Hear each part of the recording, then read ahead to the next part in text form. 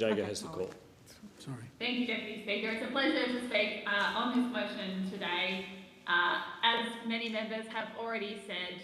I have heard through this pandemic of many consumers who were ready to take the trip of a lifetime when this pandemic hit, and who, since it hit, have had to deal with the fact that that trip of a lifetime didn't come off, and with the difficulties around refunds and cancellations that sometimes exist in this space.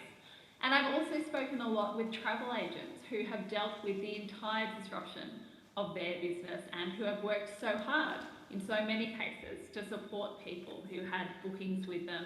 and in many cases deal with a change that happened overnight through no fault of their own, through no decision that they made, where essentially their business has been turned on its head. So there is no doubt that from both a consumer point of view and from a travel agent point of view, COVID has upended the travel industry, and it is entirely appropriate that as members we look at what that means for both travel agents and for consumers, and how hopefully coming out of this pandemic we can build a system that works strongly for everyone. I do know from talking with travel agents in my electorate about what's been happening to them during this time that many of them have gone through significant hardships, and I want to really thank them for their efforts and for their stoicism and for the support they've given to consumers. The travel industry was not a system that was designed to work backwards, and I know that in the days after shutdown, travel agents were desperately trying to work out what information they had, what advice they could follow, and what outcomes they could provide to consumers. And that has meant that consumers have had differing outcomes.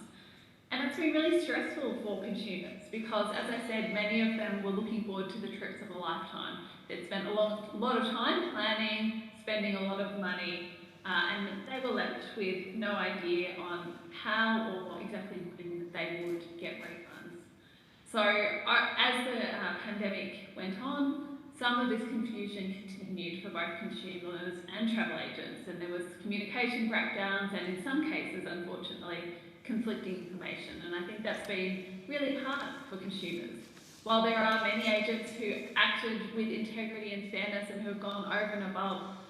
to obtain refunds for their clients, and in some cases refunding monies from their own accounts, there are other consumers who have lost money or who've been left frustrated, as I've said, about being able to get the clear information about what's happened and what their recourse in this situation is. And I do know there are still people who are waiting for refunds, and how hard that must be for all those people involved. I want to particularly thank here Linda and Darryl Wallace from Eltham North in my electorate, who came to me to share some of the frustrations and the disappointments that they've had in this space. They were some of those people who booked the trip of a lifetime, who've spent a lot of time planning, and who then not only had to give up that experience, but felt they had to spend a lot of time looking at why they were refunded for some parts of their trip and why they weren't refunded for other parts, and trying to really, on their own, figure out what had happened and where transactions were sitting. Now, their hope is very much that going forward, there will be a system in place that resolves some of these issues. And as we've heard from other members who've already spoken to this motion, a system in place that resolves some of these issues is hopefully in the best interest of both consumers and travel agents. It means we rebuild a system